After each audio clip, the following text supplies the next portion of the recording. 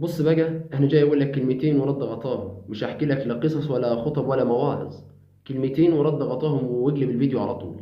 ربنا سبحانه وتعالى يقول: اينما تكونوا يدرككم الموت. ايوه، زي ما انت سمعت كده بالظبط.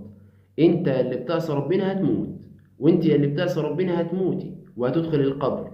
فكري بقى لما تسألي، ولما تقفي بين يدي الله يوم القيامة وتسألي ليه ما تحجبتيش، هتقولي لربنا ايه؟ وانت يا ابني اللي بتعصي ربنا دلوقتي الساعة واحدة وشوية، لما ربنا يسألك ويقول لك عصيتني ليه، هتقول له ايه؟ لما ربنا يقول لك الغاية من خلقك ووجودك على الأرض عبادتي، وما خلقت الجن والإنس إلا ليعبدون، سبت العبادة ليه وطلعت تجري ورا المعاصي والشهوات والذنوب واتبعت الشيطان. هتقول لربنا ايه؟ لما ربنا سبحانه وتعالى يقول لك انا انعمت عليك ورزقتك واطعمتك وخلقتك و عصيتني ليه، هتقول لربنا ايه؟ ايه الحجة اللي معاك؟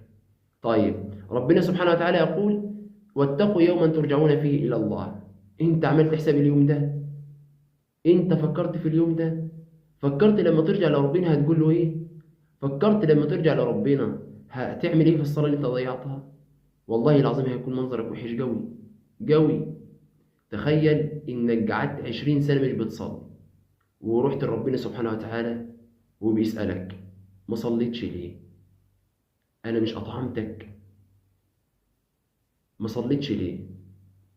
انا مش اديتك سمع وبصر ورجلين وايدين وخليتك تمشي ومستوي عصيتني ليه؟ ما صليتش ليه؟ ما قرأتش قرآن ليه؟ ما فكرتش في اليوم ده ليه؟ انا مش قلت واتقوا يوما ترجعون فيه الى الله؟ فكرت ولا ما فكرتش؟ فكر من دلوقتي، عشان هناك مفيش رجوع. هناك بيقولوا رب ارجعون لعلي اعمل صالحا فيما تركت. انت لسه فيها دلوقتي، اها، لسه في الدنيا انت دلوقتي بتسمعني.